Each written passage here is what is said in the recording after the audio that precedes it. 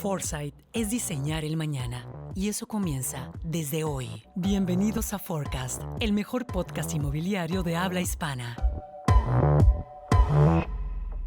Amigos y familia 4S, bienvenidos a un capítulo más de Forecast, el podcast de 4S Real Estate. Hoy, como siempre, tenemos invitado de lujo, un astro, un superastro de Real Estate. Hoy con nosotros nuestro socio y amigo, Artur Merino de Río Capital. Artur, bienvenido aquí a tu casa 4S. ¿Cómo estás? Bienvenido. Muchas gracias, Nacho. Estoy muy contento. Es la primera vez que conozco las oficinas ya centrales de 4S aquí en Monterrey, conociendo ahora de cerquita al equipo. Entonces estamos muy emocionados en esta nueva etapa de 4S con Río Capital. Creo que vienen cosas increíbles y sí. Muchas gracias por la apertura, muchas gracias por la confianza y muy emocionados con lo que viene, mi Nacho. Bien, buenísimo. Hagamos una introducción porque creo que mucha gente no sabe lo que estamos cocinando, pero para todos nuestros amigos, para toda nuestra familia de 4S, Río Capital y 4S se están fusionando, hay una fusión de empresas en donde desde la plataforma de 4S y el expertise y conocimiento de Río Capital estamos dándole fuerza a las dos empresas, ¿no? Entonces nos estamos haciendo socios. Hoy lo hacemos oficial, después de este podcast hacemos oficial esta nueva aventura que seguramente nos vamos a divertir, vamos a aprender mucho, pero sobre todo con el objetivo de ayudar a este mundo inmobiliario que necesita de empresas como las nuestras, ¿no, Artur? Claro que sí. Déjenles platico un poquito por favor. De contexto. Hace varios años, cuando escuché por primera vez de 4S, dije, qué interesante esta empresa, y empecé a investigar y le escribí un correo a Carlos Muñoz y le dije, oye, está muy interesante lo que hace 4S y nos encantaría colaborar o sumarnos de alguna manera de Río. Me dijo, sí, padrísimo, y me copió un correo contigo. Bien. Y ahí hace varios años, ya no recuerdo cuándo, empezamos a colaborar, y siempre 4S en todos los eventos, en todas las iniciativas de real estate, siempre hayan estado, nos han apoyado, ya hemos hecho ya no sé cuántos cursos en bien, conjunto, bien, sí. También tú me has invitado a varias pláticas. La verdad es que ya han sido varios años de colaborar juntos Río y 4S, por lo que hace poco salió una iniciativa de decir, oye, ¿por qué no nos sumamos? Claro, ¿No? ¿Por qué no?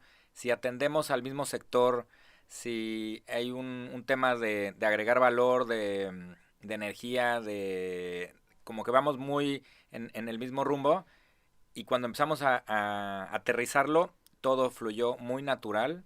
Bien. Y ya, pues esto es una realidad, ya estamos atendiendo clientes, ya estamos con muchos pasos adelantados para todo lo que viene, mi Nacho. Claro, totalmente. Encantado. La verdad es que fue el año pasado cuando empezamos a platicar esta parte. Oye, ¿cómo la hacemos para hacer más negocio juntos? Y ahí nos planteamos pues vamos a ser uno mismo para poder reconvertir ambas empresas. Encantado. La verdad es que ha sido un proceso bastante fácil para ambas partes porque compartimos objetivos y bueno, les tendremos nuevas noticias próximamente. Haremos una campaña de lanzamiento para que todos estén enterados. Si quieres empezamos con nuestra grabación. Empezamos con la temática del día de hoy. Antes de empezar siempre nuestro invitado, nuestro astro invitado, en este caso tú, haz una pequeña introducción para que la gente sepa quién es Artur Merino, de dónde viene, por qué está aquí, qué le gusta, qué no le gusta. Platícanos, Artur, ¿cuál es tu historia? He sido siempre un apasionado del tema financiero. Okay. Estudié finanzas, luego una maestría en finanzas. Me acuerdo mi jefe de Bancomer me decía, ¿por qué vas a estudiar una maestría en finanzas? Estúdiate otra cosa, claro. ¿no? Hay muchas maestrías y tú quieres estudiar lo mismo. Le digo, es que lo que me apasiona, no sé por qué. Y así estudié una maestría en finanzas. Mi primer trabajo fue en Bancomer y ahí aprendí a estructurar créditos. Ok, bien. Y empecé a ver el poder de las finanzas estructuradas y me atrapó ese mundo. Ok. Mi primera transacción fue el Centro Comercial Santa Fe, fue la compra del Centro Comercial Santa Fe. Wow. Y ¿Qué año fue eso, Artur? Uy, eso ya tiene como 20 años. Wow. No recuerdo el año, pero el constructor se quedó con una participación muy pequeña. Bien. Y nos pidió $20 millones para hacerse de la mayoría del centro comercial. Ok. Y la garantía fue el mismo centro comercial. Y el repago de ese crédito, adivina de dónde vino. De las rentas. De las rentas del mismo centro comercial.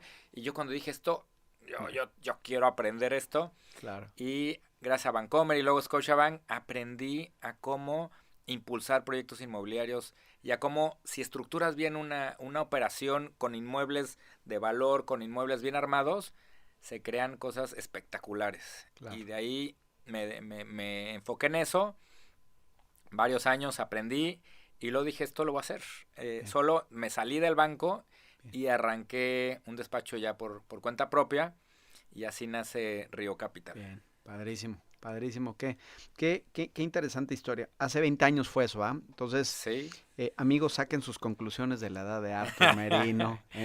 47 años, 47 amigo. Años, muy bien recorridos. apenas. No, empezando este tema. Muy bien.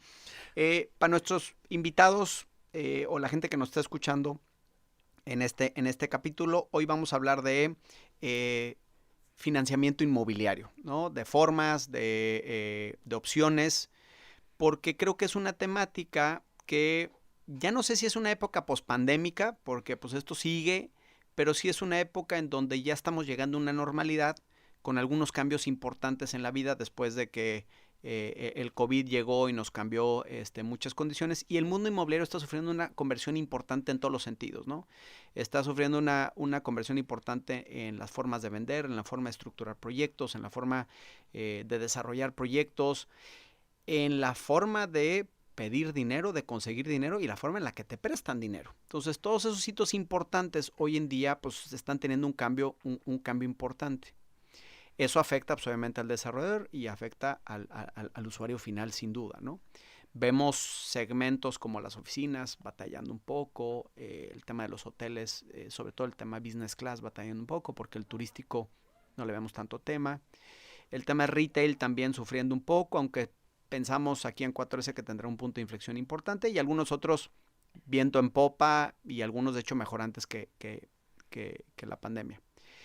Entendiendo estos como cambios diversos, una de las grandes cuestiones que siempre vemos con el desarrollador es el tema del acceso al financiamiento siendo uno de los hitos más importantes, ¿no? O sea, teniendo el terreno, hace rato lo platicamos, teniendo un buen terreno, teniendo permisos y teniendo capital o dinero o fondos o equity, como le quieran llamar, para poder desarrollar, pues casi la fórmula del desarrollo está bastante completa. Entonces, el tema de financiamiento, el tema de conseguir dinero, el tema de que tenga recursos para poder hacer o cumplir la promesa de valor, está teniendo varios cambios. Y aquí mi primera pregunta es, mucha gente dice, es que el banco no me presta dinero, es que me presta muy caro.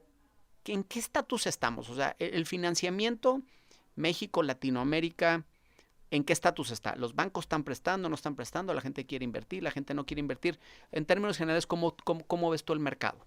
Claro que cambió muy fuerte la manera de conseguir financiamiento para los desarrolladores. Okay. La realidad es que sí hay dinero. Okay. Los bancos siguen con la presión de colocar. Okay.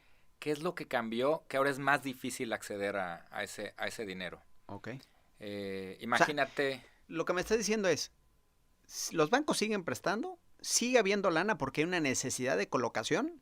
Si no estás consiguiendo dinero es porque no lo estás haciendo de la forma correcta. Porque Exacto. hoy en día lo que está cambiando es la forma, no necesariamente que no haya recursos. Exacto. Ok. Sí, cuando la gente dice, no, es que la crisis, no hay dinero, claro que sí hay dinero. Ok. Nos está costando mucho más trabajo obtener ese dinero. Pero claro que los bancos tienen que colocarlo. Y pues en la pandemia muchos, sobre todo los bancos grandes, dejaron de colocarlo. Entonces hay una necesidad de encontrar proyectos exitosos, Nacho. Ok. A ver, Artur, y aquí la pregunta es, ¿qué ha cambiado? O sea, ¿qué es lo que ha cambiado? O sea, el banco es evidente que el no colocar dinero es un riesgo para ellos, ¿no? Porque al final, Total. pues ellos, les cuesta ese dinero y ellos tienen que darle vuelta para cobrar intereses y eso es la utilidad del banco como concepto básico financiero. qué es lo que ha cambiado? O sea, ¿por qué hoy en día están por qué tan complicados? ¿O qué ha cambiado? ¿Qué te piden? ¿Es más largo el proceso? ¿Es más requisitoso? ¿Le prestan a menos gente? ¿Qué es lo que está cambiando? Lo que ha cambiado en los bancos es la variable de ventas. Ok. Ventas, ahí está el gran tema. Imagínense que con sus clientes actuales había proyecciones de ventas y en la gran mayoría pues hubo atrasos muy importantes. Entonces, los bancos grandes están enfocados en mantener esos proyectos muy grandes a flote, que no haya problemas muy graves. Ahí está la energía de los bancos grandes. Los bancos medianos los vemos mucho más activos, mucho más viendo cuáles son esas oportunidades, ¿no? ¿Dónde están esos desarrolladores que sí están vendiendo? Hoy la clave son las ventas. Entonces, incluso si son proyectos de high-end, turísticos, si están vendiendo, sí hay recursos, ¿no? Si no están vendiendo, aunque sea el proyecto que sea, no vamos a tener recursos. No hay digamos que no hay una discriminación por el segmento o por el producto, por la ciudad. Más bien lo que está pasando es el proyecto per se, lo que me estás diciendo. Sí hay un gran tema que los bancos reaccionan. Si les llevas a financiar proyectos en Polanco, en las Lomas, de 10 millones de pesos, sí, capaz que salen corriendo de la junta. Sin embargo, hemos visto algunas excepciones con proyectos que sí se están comercializando. Entonces, creo que el gran consejo para todo mundo, para la región, para los países es hay que ponerle más atención de generar productos de valor, ¿no? Y creo que ahí es donde también hacemos mucha química y seleccionando proyectos revisados por 4S, con recomendaciones de 4S, porque si solo haces el proyecto comercial que antes se vendía, antes de la pandemia, hoy no es suficiente. Hoy necesitamos tener diferenciales muy claros, que seamos los proyectos más exitosos de cada colonia, de cada rumbo, de cada estado. Esos son los que sí están recibiendo el financiamiento y la mayoría estamos batallando. Aquí nos deja, obviamente, no sé si coincidas conmigo, veíamos mucho en el proceso de desarrollo, en el proceso de conceptualización o en el proceso de planeación, muchos desarrolladores que su variable más importante era el tiempo, ¿no? Oye, tengo que salir lo antes posible, no estoy preparado, pero ya me urge salir porque los inversionistas, etc. Y eso hacía que esos hitos no cumplidos después se pagaban en tiempo en ventas finales. Pero pues el mercado estaba, digamos, en un estatus más o menos bueno, quitando algunas ciudades de Latinoamérica que tienen algunos problemas inmobiliarios, pero en general el mercado reacciona bien. Después de que viene en marzo 2020 este cambio de vida en el mundo, nos hace repensar que el proceso de planeación es el proceso más importante de desarrollo, porque si quieres entrar en ese grupo selecto en donde los bancos realmente prestan dinero con condiciones, de hecho hasta más favorables, ¿no? Porque hoy en día en casi todos los países del mundo la tasa de referencia está a la baja. Entonces todos los bancos te prestan tasa de referencia más un spread. Si la tasa de referencia va para abajo, el costo del dinero es más bajo. Entonces, si quieres entrar a ese grupo selecto, hoy en día sí tienes que hacer buenos proyectos. En verdad, y lo hemos platicado muchas veces, es cómo este tema de este cambio estructural en la vida del desarrollador y en el mundo nos ha provocado que el desarrollador hoy en día esté consciente que si no hace un buen proyecto, no nada más no va a vender, no va a haber ni gente que le preste dinero, ¿no? Entonces, si queremos entrar en ese grupo selecto que le prestan dinero hoy en día más barato, pues tenemos que hacer proyectos que estén bien alineados al mercado, que tengan un valor diferencial, que tengan elementos de innovación, que estén justificados por algún mercado y que al final pues sean proyectos exitosos con la variable principal que es la métrica, que es el tema de ventas, ¿no? Más o menos eso pudiéramos concluir, ¿no? Sí, totalmente. Hoy veo mucho más relevante el tema de planeación. Bien. Que en otras épocas. Antes de la pandemia, si tú llevas un proyecto en una zona muy comercial, proyectos de unidades que ya sabían que se iban a vender, no nos pedían ventas, ¿no? Sabíamos que se iba a vender el desarrollo. Wow. Incluso con la licencia, oye, todavía no tengo la licencia, pero sale en un mes, no te preocupes, te autorizo el proyecto y al rato me entregas la licencia. Wow. Así era. Okay. Hasta pudiera sonar como medio informal el proceso con bancos grandes, ¿no? Sí, así era. Así era porque sabíamos que se iba a terminar vendiendo, ¿no? Ciertos segmentos, ciertas zonas que ya sabíamos que iba una absorción y hoy parece que ya no nos acordamos de esas épocas y entonces ya no muevo un dedo si no tenemos licencias. Wow. Y 2, oye, necesito que me compruebes ventas. Okay. Oye, pero si ya he vendido y te he entregado, ya sé, pero hoy no voy a mover un dedo, banco, inversionista o fondo de inversión, si no me enseñas un track record real de ventas de este nuevo proyecto. Y nos están pidiendo en algunos proyectos, antes de que entre el financiamiento, Nacho, a veces 20%, que es lo más... ¿común? No, lo menos restrictivo. Y hay proyectos de alta gama que me piden hasta el 50% de ventas. 50% de ventas, wow. Entonces, en temas de planeación, yo le digo a mis clientes, tenemos que planear más capital, compadre. Okay. Capaz que sí lo vendes, pero si no estás vendiendo como tenemos nuestro plan, necesitamos tener nuestro plan B y el plan B se llama más capital. Okay. Oye, Arturo, ahorita hablando del 20, 30, 40 o hasta el 50%, ¿esos porcentajes están definidos por banco? Porque mucha gente aquí hoy en día está solicitando su crédito puente o crédito para la construcción. ¿El 20, 30, 40 o 50% depende más del tipo de producto o depende del banco? Es muy buena pregunta.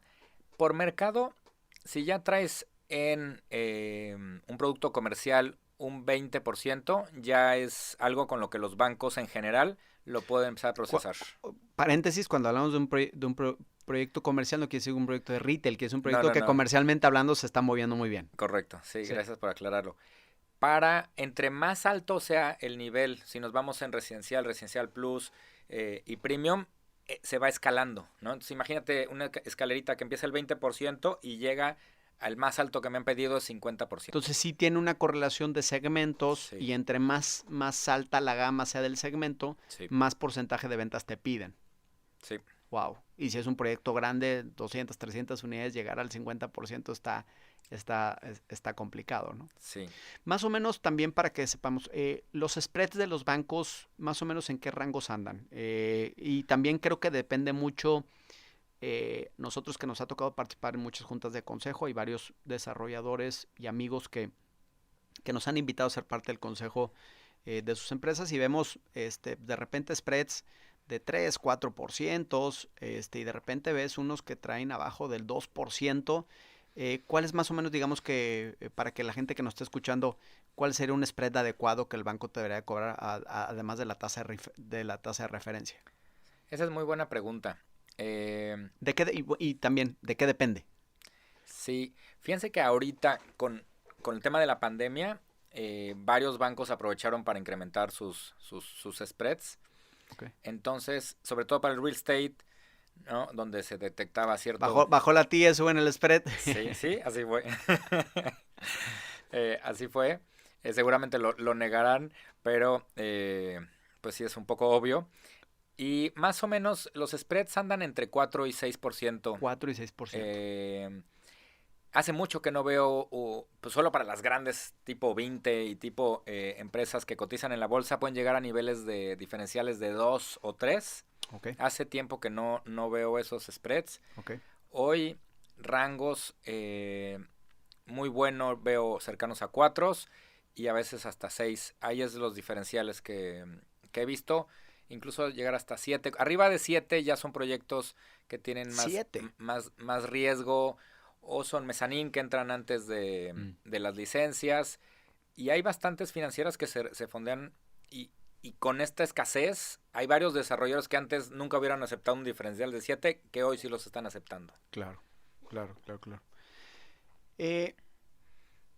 Si tú eres un, digamos, desarrollador que vas empezando, traes tu primer proyecto, digamos un proyecto de escala chico-mediana, ¿qué esperarías? ¿Un 6, un 5, un 4? No, ese es para desarrolladores ya con track record. Ya con track record, esperaremos que estén entre 4 y 5 con track record. Si es tu primer desarrollo, piénsale más en diferenciales de 6-7. 6-7. No sé si tenga referencia a Estados Unidos. ¿Sabemos cómo anda Estados Unidos en esos spreads? Me supongo que mucho más bajos, ¿no? Sí, la verdad es que... Bueno, la tasa de referencia también les ayuda a ellos. Exacto. Ayuda a ellos. Ellos están casi en 0%, y aunque el spread sea muy alto, como quiera el costo del dinero es bajo. Sí, ese es un gran diferencial. Entonces, la tasa de referencia está pegada a 0. Sí. Los diferenciales son entre 1 y 2. Wow. Entonces, es radical la diferencia. Entonces, en México nos estamos financiando ya all-in en tasas promedio de 10-11%. Bien. Contra los proyectos americanos que están en 2-2,5%. Wow. Es muy fuerte la diferencia. Increíble. ¿Alguna referencia de países de Latinoamérica? Más o menos México y Latinoamérica andan similares, 10, Sí, 12% más sí. o menos. Andan similares. Algunas economías como Chile, muy estables, están un poquito más abajo, pero en general se parece mucho a ¿Chile en qué andará? México. 7%, Sí. más o menos. Sí. Bien, increíble, qué bien, qué bien. Ahorita hablamos un poquito del tema de crédito a la construcción, que de repente es como la buena práctica de que vas empezando, tienes tu terreno, tienes equity, empiezas, vas avanzando y digamos que ya traes un track record y después ya que necesitas ya empezar a construir el proyecto o el producto que quieres ofertar, pues necesitas más capital, necesitas recurso y ahí viene la deuda que generalmente es con un banco. Ahí digamos que proyectos, países, segmentos o cosas que no necesariamente tienen esa facilidad de tener acceso a ese crédito o es un poco complicado. ¿Qué otras opciones de financiamiento hay en el mundo inmobiliario? Porque hablamos de los bancos, pero ya hoy en día vemos una versatilidad importante. La gente, sobre todo que va empezando, que trae un poquito menos de track record y ese acceso a los bancos que les da un poquito más de miedo, ¿qué opciones hay hoy en día? O sea, ¿qué podemos hacer para conseguir dinero? Sí, fíjate que es otro de los regalos de la pandemia. Bien. El año pasado, 2020, pues cuando llegó, nosotros traemos muchos proyectos con bancos y Bien. se frenaron. Okay. Y la alternativa fue migrar a plataformas de fondeo colectivo conocidas como crowdfunding, Okay. que está siendo más amigable y más líquidas para desarrolladores jóvenes, que traen su primer, su segundo, su tercer proyecto, o que tienen montos más pequeños. Fíjate que si tú llegas a la banca con un crédito de 10 millones de pesos, los metes en problemas. Claro. No tienen cómo digerir un monto para ellos tan pequeño y las plataformas se sienten muy cómodos con... Les cuesta hasta dinero ese monto. Sí. No saben. Si pide un crédito hipotecario, no un crédito puente. Exacto. Los metes en problemas. Hipoteca tu casa y te presto la lana para que Sí. hagas tu proyecto. Sí. Y entonces, fíjate bien interesante, el año pasado empezó a crecer muy fuerte. Ya estaban las plataformas, estaban arrancando, pero me acuerdo que cada mes, después de la pandemia, nos mandaron a encierro, ¿te acuerdas? En marzo, ¿no? Sí. 2020. Pues abril, mayo, junio, cada mes iba siendo un incremento histórico de personas que querían invertir en estas plataformas. No sabemos si era porque no salíamos de casa y no había muchas cosas que hacer y la gente se ponía a invertir, o si están buscando inversiones seguras con garantías hipotecarias. No sabemos exactamente qué detonó. También hubo un bajón de tasas muy fuerte que ya comentaste. Me acuerdo que un cliente que subimos en esas fechas de pandemia, cuando más rudo estaba la cosa, estaba buscando 5 millones de pesos y lo subimos y yo me acuerdo que iba a invertir en el proyecto y duró 15 días. Cuando me inscribí para ver la campaña, ya no estaba. Okay. Duró 15 días. Wow. Y todo el mundo estaba sorprendido y hablaba con los compañeros de las crowdfunderas. Me decía, Arturo, no tenemos suficientes proyectos, ayúdenos por favor, porque hay una ola de incremento de inversión que nunca nos había pasado históricamente. Una pregunta, Arturo, y aquí es como un tema para poder entender cuál es la barrera virtual que vemos en los proyectos para ver qué tipo de financiamiento requieres.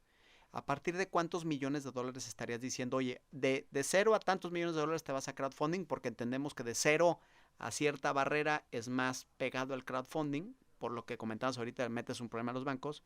¿Y a partir de cuántos millones de dólares ya mejor te vas con un banco? Esa es muy buena pregunta, Nacho. Por alguna razón, la ley FinTech autorizó hasta 2 millones de dólares por campaña. Ok. Entonces... O sea, de 0 a 2 millones, vete crowdfunding. De 2 millones, $1, vete con el banco. Sí, han habido algunas excepciones, pero típicamente así se puede ver. Puedes tener tú como desarrollador varios proyectos hasta de 2 millones de dólares. Entonces tienes un proyecto con tope de 2 millones de dólares. Se cataloga por ubicación. Sí, okay. por proyecto. Incluso puedes tener en otra plataforma otros proyectos topados por proyecto hasta 2 millones de dólares. Es lo que funciona. Si ya traes un solo proyecto que excede los $2 millones, es mejor irlo con banco. Vamos a tener mejores condiciones, vamos a tener más plazo. Más económico. Más económico. Todavía no esperamos que el año que entra cambie esto, pero hoy sí tenemos un límite muy claro en estos $2 millones por proyecto. Déjame entender, y seguramente nuestro auditorio tiene esa misma pregunta. ¿Cuál es la diferencia puntual entre el dinero que te presta una plataforma de crowdfunding y el dinero que te presta el banco? ¿Se maneja igual? ¿Te pide los mismos rendimientos? ¿El rendimiento es variable? Porque el banco te dice, oye, tú me tienes que entregar este capital y tanto de intereses, si te va bien o te va mal, pues lo sacas de tus utilidades, a mí me pagas. ¿El crowdfunding funciona igual o van por un tema o se quedan con una parte de las utilidades? ¿Es variable? ¿Es fijo? ¿Cuánto más cuesta? ¿Cuesta menos? Entiendo por lo que dijiste ahorita, cuesta más, pero pues es más accesible contra el otro que es más barato, pero pues es más difícil entrar, ¿no? Sí, fíjate que hay varias modalidades en plataformas. Hay capital, hay deuda y hay distintos esquemas. El que más está jalando, te voy a platicar, es el de deuda. Okay. Donde tú le metes a un proyecto, ves un proyecto en una plataforma y dices, este proyecto me gusta. Tú como usuario. Tú como usuario, tú como inversionista. Y en los esquemas de deuda ya tienes un rendimiento fijo. Okay. Y lo más interesante, Nacho, es que en la mayoría de las plataformas estás quitando la intermediación. El spread que me preguntaste hace rato, ese es el que se está borrando. Okay. ¿Qué quiere decir eso? Que si tú le inviertes directamente un proyecto, el rendimiento full es para ti. Es para ti. Wow. No todas las plataformas van por ahí, pero mi hipótesis es que esto va a ir creciendo muy fuerte hacia ese rumbo donde quitas la intermediación de los bancos y el banco que gana o el crowdfunding gana solamente un tema de comisiones al frente, una comisión de apertura, y la intermediación se la queda directamente el inversionista. ¿Eso qué pasa? Que le regresas mucho más a los inversionistas. Okay. ¿Qué rendimiento anda dando un tema de crowdfunding? Para temas de deuda, para proyectos inmobiliarios, andan entre 12 hasta 15%. Anuales. Wow, increíble. Es muy buen rendimiento y puedes invertir desde $50 puedes entrar en estas plataformas y generar esos rendimientos. Okay. Es doloroso porque de repente la percepción del crowdfunding para el desarrollador es, oye, tengo que lidiar con 2,000 personas y me prestan $1 millón, pues como que se vuelve un poquito. ¿Eso es cierto o más bien ya las mismas plataformas hacen esa misma gestión? Sí, esa es gran pregunta. Ese es más mito. Okay. Es bien interesante porque imagínate que sacas tu desarrollo y te invierten, creo que en promedio se invierten como 200 personas por campaña. Okay. A las cuales no conoces. Okay. Conoces a tu mamá que te invirtió, a tus cuates, al compadre, a tus amigos que sabes que te dijeron que ellos invirtieron. Claro. Al resto, legalmente no los conoces ni los puedes conocer, ¿no? Okay. Si tú dices, oye, pásame sus contactos, por privacidad, no está permitido que los conozcan. Se hace como ¿cuál es el ente legal que gestiona eso? ¿Es un fideicomiso?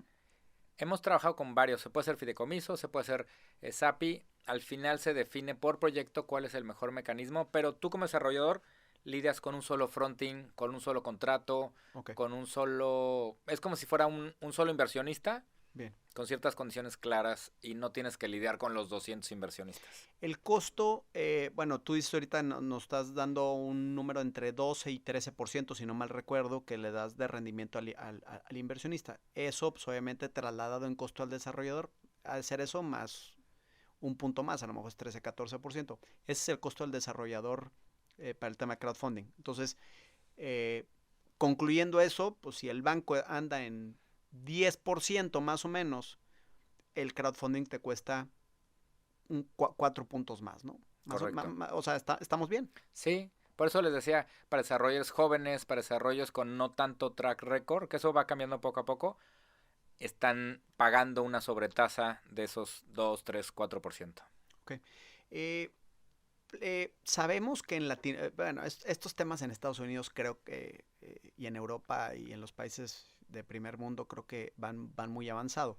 Latinoamérica está todavía, no en pañales porque ya vamos avanzados, pero hay ciertos países como Brasil, Chile, México y algunas otras economías de Latinoamérica que están como empezando a regular toda esta parte. En México ya hay una ley fintech que está, digamos que, evolucionando.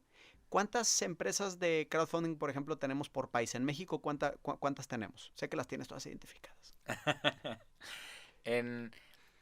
Sí, fíjate, está interesante todo este tema de la ley fintech, porque por un lado yo digo, vamos lentísimo, ¿no? Comparado con países desarrollados. Sin embargo, alguna vez alguien de Sudamérica me ha comentado, oye, aquí no hay ni siquiera una ley. Entonces, comparado con algunos países de Sudamérica, sí hay bastante avance, fíjate. Entonces, depende cómo... Oye, Artur, como dicen por ahí, ¿no? En el mundo de los ciegos el tuerto es rey. Entonces, México dentro de Latinoamérica, pues es un rey, ¿no? En ese sentido. Sí, y pues muchos países están aprendiendo de lo que estamos haciendo aquí con la ley fintech. Okay. Y todavía nos queda bastante por avanzar. Entonces podemos ir muy bien o muy mal, depende si lo ves desde el lado norte o sur, la ley fintech. Hoy la ley fintech tiene 26 empresas. 26 empresas. Mapeadas, identificadas, que arrancaron el proceso hace año y medio. Okay. Y siguen en la entrega de información, siguen en toda una serie de procedimientos, de revisiones con la autoridad. ¿Ya están operando las 26? O sea, ¿la ley te permite operar? Te permite operar. Todavía no puedes decir que estás autorizado, que tienes una autorización. Creo que una o dos son las únicas que han salido con la autorización. La mayoría lo que les permite es operar. Okay. Entonces, hay una asociación que se llama la FICO. Te puedes meter a FICO.org y ahí se enlistan estas 26 plataformas y dentro de ellas vienen solamente 5 inmobiliarias. Son muy poquitas, son 5 inmobiliarias.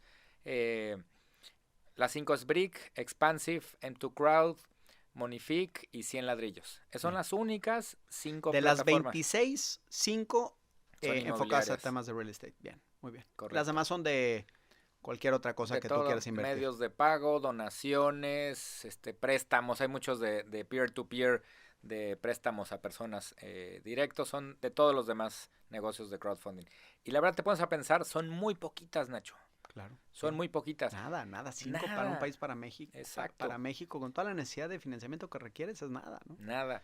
Atrás de esas 26 plataformas, hay como otras 100 plataformas que están formadas, esperando a que resuelvan estas primeras 26 para que arranque el proceso. Wow. Entonces estas 100 plataformas quieren arrancar, quieren hacer las cosas bien y no han podido ni siquiera pues hacer negocios con las plataformas listas por un tema de tiempos y retrasos con la Comisión Nacional Bancaria y Valores. Bien.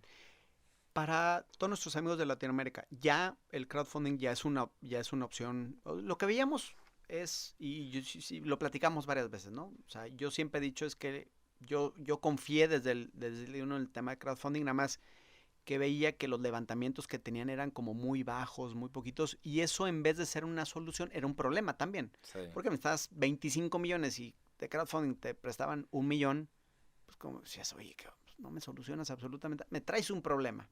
Hoy en día ya con los estándares, o digamos que en los niveles que traes de levantamiento, ya hoy en día ya es una realidad, ¿no? Eso va para atrás, va para adelante, va a crecer. ¿Cuánto empezaron los levantamientos? Veía yo de 500, 600, 1 millón y medio. Ya hoy en día, ¿cuánto es el promedio que anda levantando un proyecto? Si eso está cambiando bien rápido. Yo también me pasó, la primera vez que escuché crowdfunding, no, solo se pueden levantar $200 y te tardas meses. Y dije, no, esto no es... Y no lo tomé en serio. Ahorita, cada año está creciendo estos ritmos al 50%. Al 50%. Al 50% cada año y así creo que va a seguir creciendo. Hoy ya las campañas en promedio están en $1 millón. En Estados Unidos la campaña promedio de real estate es de $7 millones. Okay. Aquí no andamos tan lejos. No andamos tan lejos, ¿eh? No. Qué bien, qué interesante. Y te voy a decir algo más interesante. En Estados Unidos, el crowdfunding agarró tal fuerza que ya superó a los bancos. Ahora el crowdfunding le entrega más recursos al negocio del real estate que los mismos bancos. Y entonces los bancos ahora van con el crowdfunding y te dicen, oye, esta campaña no se llenó, yo te presto para completar esta campaña. Entonces el fronting con los desarrolladores está haciendo las plataformas de crowdfunding y atrás están los bancos completando estas campañas, imagínate. ¿Cuál es la empresa más grande de crowdfunding en el mundo o en Estados Unidos? La más grande en Estados Unidos, estoy seguro, se llama Fundrise. Fundrise. Me imagino que también es la más grande en Estados Unidos. Y está súper interesante. Tú te metes nada más para darte una referencia, te metes en Brick, que es la más grande aquí en México, y ves 3 campañas. Y ya son muchas, ¿no? Tienes 3 campañas y dices, uy, puedo invertir en 3 proyectos diferentes. Te metes en Fundrise y adivina cuántas tienes. No sé, ni idea. 250 opciones en todo el país, desde una casa unifamiliar hasta el mega hotel gigantesco en Las Vegas. Wow. 250 opciones para invertir en una sola plataforma. Ese es los extremos, ¿no? Todo lo que nos falta por recorrer. Qué interesante, o sea, todo este tema de crowdfunding, increíble cómo la pandemia o el COVID-19 empezó a cambiar la perspectiva de lo que veníamos como muy lento, cambiando rápidamente. Y lo que me suena más interesante es que todavía no sabemos o no podemos identificar porque ha crecido. Seguramente muchas teorías tendremos que resolver después. Ya hablamos un poquito de bancos, ya hablamos de, digamos, de deuda ligada directamente al tema de bancos, ya hablamos de crowdfunding. Me gustaría saber, amigo Artur, ¿qué otras cosas crees o más bien, qué has visto tú que viene, o sobre todo ahorita que estamos viendo como mucha restricciones por medio del dinero barato que es la deuda? ¿Qué opciones podemos darle a los desarrolladores que están sufriendo un poquito más para conseguir dinero? ¿Qué ves tú? ¿Qué recomendaciones podemos dar? Oye, hay que acercarse al levantamiento de capital con Friends and Family o con fondos institucionales, ¿o ves alguna otra alternativa? ¿Qué opinas de la deuda en dólares o en alguna otra moneda extranjera como el euro, que pues pedir dinero en euros pues se supondría que es súper barato, porque si la tasa de referencia en Estados Unidos tiende a 0, pues en Europa creo que es negativa, al igual que en Japón. ¿Eso lo ves viable, no lo ves viable, o qué ves tú en el mercado? Fíjate, algo bien interesante, Nacho. Después del crowdfunding, hemos estado también investigando y aprendiendo más de tokenización. Oh, ok. Tokenización es lo que Gran tema. creo que sigue. ¿Qué es tokenización? Es partir un proyecto inmobiliario en pequeños activos digitales y venderlos globalmente, ¿no? Bien. Utilizando más blockchain y criptomonedas. Eso creo que es el siguiente nivel de crowdfunding. ¿Cuál es la diferencia entre tokenizar y crowdfunding? Porque hay una plataforma que se llama 100 ladrillos, que es una especie de tokenización, ¿no? Agarran un pedazo del proyecto inmobiliario y lo dividen en 100 ladrillos y cada quien compra un ladrillo. Oye, cada ladrillo cuesta 3,000 pesos y tú compras un pedacito dentro de un fideicomiso de este desarrollo. Entonces, de cierta manera es una tokenización. En español vamos a decir, 100 ladrillos tiene un porcentaje del inmueble y al final tú tienes un porcentaje de ese porcentaje del inmueble. De acuerdo, exactamente. Esa es la misma mentalidad. Pero ahí sí tienes un título de propiedad. Ahí sí tienes un título de propiedad. O sea, el porcentaje que tiene 100 ladrillos es un título de propiedad y tú eres socio de un instrumento legal que es dueño de ese pedazo de 100 ladrillos. Exactamente. Okay, exactamente. Bien. Ahora, la tokenización, ¿qué tiene diferente? Exactamente, ese es el gran tema delicado, es la posesión, ¿no? Si tienes un bien legal tradicional que es o fideicomiso, tienes una acción dentro de una SAPI, eso es lo que hay ahorita. El paso que algunos países ya van muy adelantados es cómo demuestras la posesión de un proyecto inmobiliario a través de un activo digital. Voy a hacer 2 paréntesis. El primero, ¿qué países están adelantados? ¿En Latinoamérica ves a alguien que esté adelante de Brasil, México, Chile? No. Todos los 3 están al mismo nivel de súper atrasados. Igual en pañales, sí. ¿Estados Unidos cómo va? Estados Unidos, Inglaterra, China, Japón, España están muy adelantados. España, wow. Increíble. Sí, España le ha dado con mucho avance a la parte de PropTech. De PropTech, muy interesante. Y ese es ahí estamos aprendiendo. Y ese es el siguiente paso, Nacho. Imagínate que tú puedas hacerte de proyectos en cualquier parte del mundo sin tener que cambiar tus pesos o tus dólares o tus euros.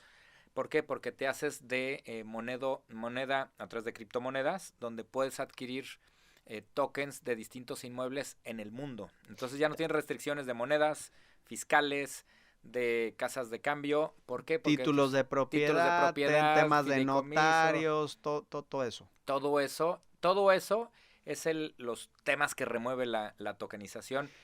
Y, o sea, lo que entiendo, y vamos a ver porque quiero que no quede duda en ese sentido, lo que nos falta es poder asegurar que la tokenización sea dueño del inmueble de una forma legal y tú simplemente eres dueño de una parte de ese token grandototo, de esa criptomoneda que se divide en muchas partes y puedes tener sin tener que tener un título para ir al notario y pagar impuestos, ¿no? Más o menos. ¿Funciona así? Sí, funciona así.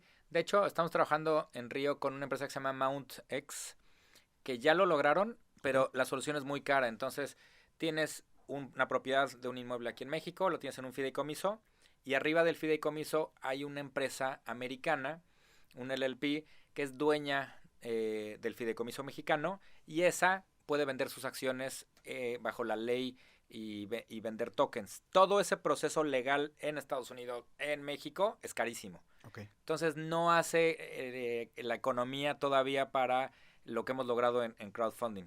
Okay. Entonces, pero es el camino. Ese es el camino para, o sea, sí hay los pasitos para llegar a, tienes un token y llegas a ser dueño de un inmueble, o sea, en este caso mexicano. Cuando eso empiece, digamos, a tener más tracción, obviamente pues el tema de estructuración, costos y todo eso irá a la baja, porque la escasez hace que eso sea un poco más caro. Entonces ya el camino recorrido irá a la baja y de cierta forma la tokenización o el desarrollo de este proceso permitirá que este enfoque de transnacional, de yo poder invertir en otro lugar, empiece a ser mucho más económico, porque ahorita, por lo que dices tú, es bastante complicado y caro, ¿no? Sí. Entonces, ahorita todavía no es una realidad. Eso es cierto, ¿no? Hoy todavía no es una realidad. Pero hacia allá vamos. Hacia allá vamos. Hoy las barreras legales, fiscales, transaccionales hacen tan complicada la transacción que hoy no hemos resuelto. Y ahí hay una gran área de oportunidad que estamos investigando en prueba y error hasta que encontremos un camino que haga sentido para las economías, que pronto esperemos tenerles buenas noticias. Hay un tema que a lo mejor la gente, el tema cuando hablas de tokenización, ¿va directamente ligado al tema de criptomonedas o son dos cosas diferentes? Muy buena pregunta, Nacho. Son dos temas totalmente distintos. Okay. Y luego los revolvemos. Okay. ¿No? La criptomoneda es otro tipo de intercambio de valor y pues hay toda una discusión que luego nos podemos aventar de que en algunos países eventualmente sustituirá a las monedas de curso legal. Y gracias a la existencia de criptomonedas podemos llegar a la tokenización, pero son dos temas bien distintos. La tokenización es dividir una propiedad en títulos digitales que tú puedes pagar. Exacto. Y la criptomoneda es una moneda digital. Correcto. Bien, no estamos tan perdidos. Muy bien. Adicional al tema de tokenización, ¿qué más ves en el mercado para poder ir concluyendo o qué le podemos decir a nuestro auditorio que nos está escuchando? Algo que viene bien interesante es mercados secundarios. No sé si te acuerdas que cuando creaban las primeras bolsas de valores del mundo, al principio no eran tan bursátiles, ¿no? Y cuando fueran creando esos mercados secundarios que la gente podría recomprar acciones y entonces ahí explotaban. Algo que vamos a ver en los siguientes, espero, meses, son mercados secundarios tanto para crowdfunding y eventualmente para tokenización. Entonces, alguna inversión que tú entraste así en ladrillos y no entraste en la primera etapa, pero más adelante sí tienes dinero, y entonces crean mercados secundarios para que la gente no entre como en la primera ronda, ¿no? Como en las rondas de preventas, entras en una segunda, una tercera ronda. Entonces, estas second markets también son muy comunes y apenas se están administrando. También están limitados por la ley FinTech, pero es algo que vamos a empezar a ver, mercados secundarios donde tienes todavía más liquidez y no te limitas a la primera ronda donde no te enteraste y no supiste y eventualmente sí quieres participar en algunos proyectos inmobiliarios. Último tema, que es otra fuente de financiamiento también, otra fuente de adquirir dinero o recurso, es los famosos fondos de capital o fondos de inversión, los family offices también que están muy activos, que son fondos privados, por así decirlo, y el Friends and Family que nunca deja de fallar, ¿verdad? Que es el suegro con dinero que te mete, que te presta dinero para que empieces tu proyecto. ¿Cómo está ese mercado? Ahí mi percepción, y corrígeme si estoy mal, es que creo, el que más se ha retraído por las experiencias que han tenido, anda un poquito más retraído. También creo que no ha ayudado la perspectiva ni económica ni política que en general vivimos en Latinoamérica, ¿no? Porque ahorita como que no es muy buen momento para Latinoamérica, donde la izquierda está como tomando mucho poder y la izquierda siempre pone nervioso a estos family offices y estos fondos. ¿Cómo ves ese mercado? ¿Anda activo o se anda comportando igual que los bancos? En general está muy retraído.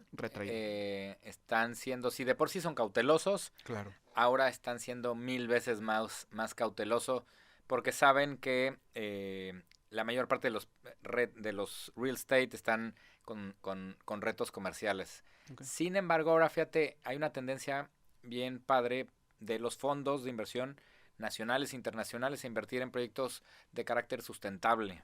Okay. Hay toda una línea que se llama ESG, que es Environmental, Social y Governance, que quiere decir, están descubriendo estos fondos de real estate que se invierten en proyectos con carácter de sustentabilidad, preocupados por la sociedad donde participan, y governance es como un tema de transparencia, es que sean transparentes con gobierno, con sus inversionistas. Gobierno corporativo. Con gobierno corporativo. Ese tipo de desarrolladores están probando una tesis bien interesante, Nacho, de resiliencia.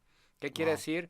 Que con todo y pandemia, ¿no? Con todo y gobiernos de izquierda, con todo y los retos que hemos vivido, sobre todo el año pasado, siguieron vendiendo. Claro. Y hay ciertas desarrolladoras que usando estos enfoques, tú conoces a varias, lograron mantener, no salieron ilesas porque seguro también se les bajaron las ventas, pero mantuvieron unos niveles muy cercanos a sus proyecciones de 2020, estas desarrolladoras. Claro. Ahí es donde se están detonando las inversiones. De hecho, el ejemplo claro es un invitado, amigo invitado aquí también de nuestro Forecast, Sergio Leal de Vinte, nos platicó la historia, el caso puntual de un fondo, no recuerdo si mencionó... Danés.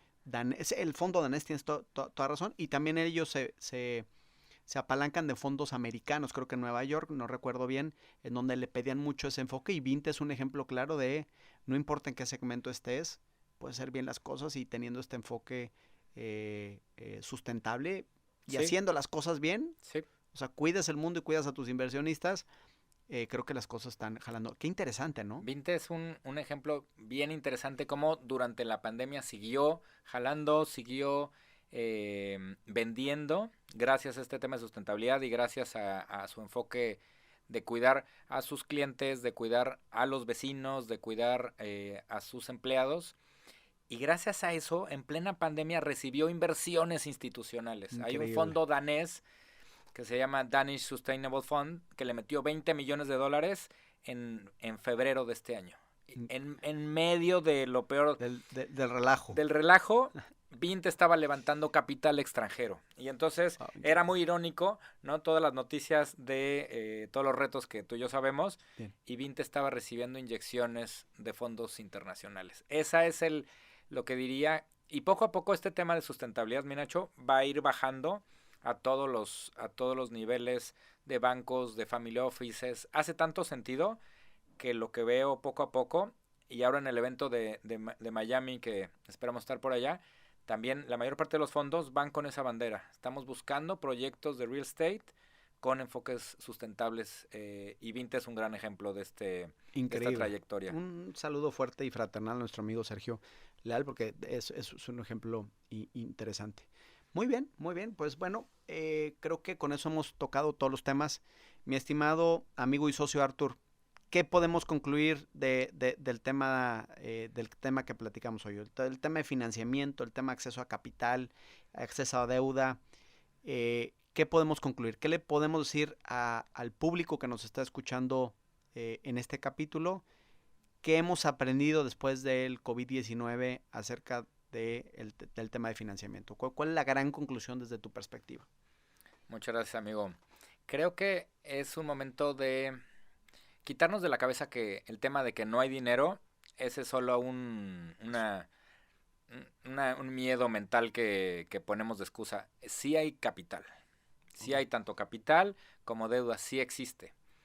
¿Qué pasa? Que hoy tenemos que generar y planear y hacernos de la gente experta para generar mejores productos. Okay. Los mejores productos, los que sobresalgan y se midan a través de mejores preventas y a mejores comercializaciones en el proyecto, son los que van a recibir esos recursos. Entonces, porque aparte el mercado sí está vendiendo. Sí, claro. Sí. No todo el mundo está vendiendo. Claro. Solo algunos son los que están sobresaliendo y entonces ya no era suficiente ser del promedio. Ahora los que van a recibir los apoyos son los que sí siguen con ventas sólidas, con y sin pandemia, con y sin temas de liquidez. Entonces yo invitaría a todos, sáquense de la cabeza que no hay dinero. Sí hay dinero. Okay. Se requiere hacer proyectos más planeados, con más expertos, con más pensamiento de generar todavía más valor que lo que hacíamos antes de la pandemia.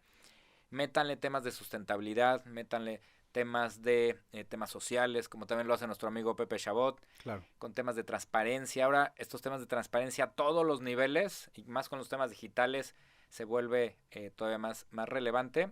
Esos proyectos son los que van a recibir los impulsos de todos los niveles, de crowdfunding, de financieras, de los fondos daneses. Entonces dinero sí hay.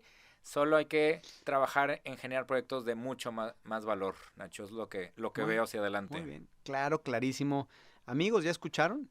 Hay que hacer la tarea, hay que planear mejor, porque ese proceso de planeación siempre lo habíamos como demeritado en una industria súper importante. Entonces, ya como nos dijo Arturo, sí hay dinero barato, hay bastante dinero, sigue habiendo dinero, necesitan colocarlo. Hoy hay que aprovecharlo más que nunca porque hoy en día está económico, ¿no? Las tasas están bajando, pero hay que hacer bien la tarea porque solo algunos les está prestando. Entonces pónganse a hacer la chamba, hagan sus proyectos adecuadamente, generen valor, analícenlos bien, entiendan su mercado, planéenlos perfectamente bien para que el banco vea seriedad o cualquier institución o ente que les vaya a dar o prestar dinero ve una seriedad y en ese caso tendrán los recursos para poder llevar su proyecto a cabo.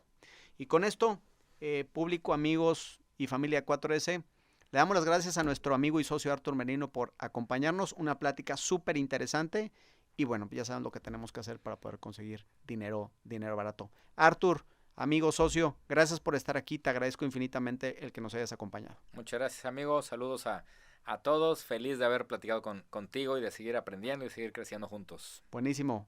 Amigos y familia de 4S Real Estate, nos vemos en el próximo capítulo de Forecast, el podcast de 4S Real Estate. Muchas gracias. El futuro no es aleatorio. Comienza a crearlo y diséñalo a tu forma. Esto fue Forecast.